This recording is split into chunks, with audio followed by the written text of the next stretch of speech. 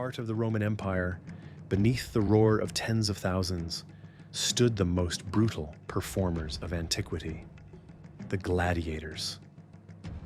But their story began long before the arena. Many gladiators were slaves, captured in war or condemned criminals, branded with letters on their foreheads.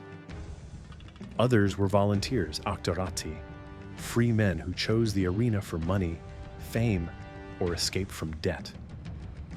Once selected, a man was taken to a ludus, a gladiator training school. The most famous of these stood beside the Colosseum, the Ludus Magnus. Life in the ludus was strict, regimented, and violent. Gladiators lived under the authority of a lanista, the owner and trainer. Stripped of their old identity, they were housed in cells, fed a special diet, and drilled daily in the art of combat. Their meals were surprisingly high in calories, mostly barley, legumes, and dried fruits, earning them the nickname hordearii, or barley men. This high-carb diet was designed to add a protective layer of fat over their muscles, helping reduce cuts and bleeding during combat. Training was relentless. In the arena, survival depended on discipline and precision, not brute strength. Gladiators trained with wooden swords and shields, often heavier than their real weapons, to build endurance. They practiced footwork, timing, and controlled strikes under the watchful eyes of doctores, experienced instructors, often former gladiators themselves. Each gladiator was trained in a specific fighting style, often matched to his body type or background. A myrmidjo fought with a short gladius and a tall rectangular shield, wearing a heavy helmet with a broad crest. A retiarius carried a net and trident, protected only by an arm guard and shoulder plate, relying on speed and reach.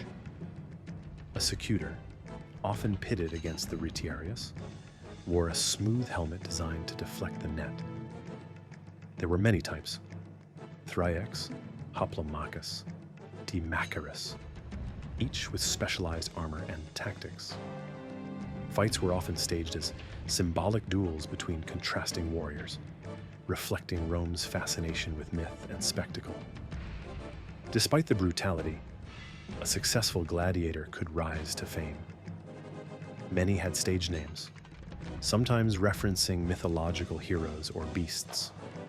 They became celebrities, idolized by the Roman public.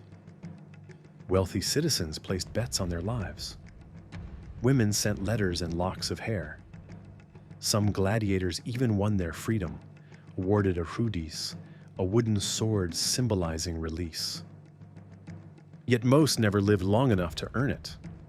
Combat was deadly, but not always to the death. Gladiators were expensive investments, and a skilled fighter might be spared if he fought bravely and entertained the crowd. The final decision often came from the editor, the sponsor of the games, sometimes influenced by the roaring crowd, but ultimately ruled by politics and showmanship more than justice.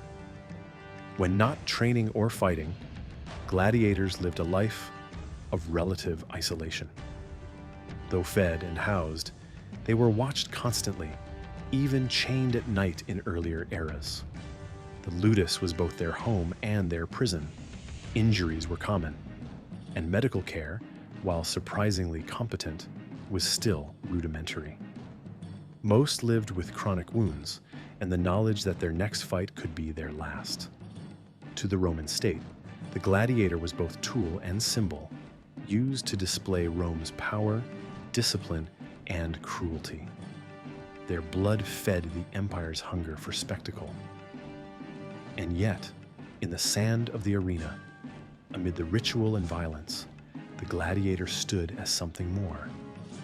A paradox of enslaved fame, a crafted killer performing for survival, honor, and a fleeting taste of freedom.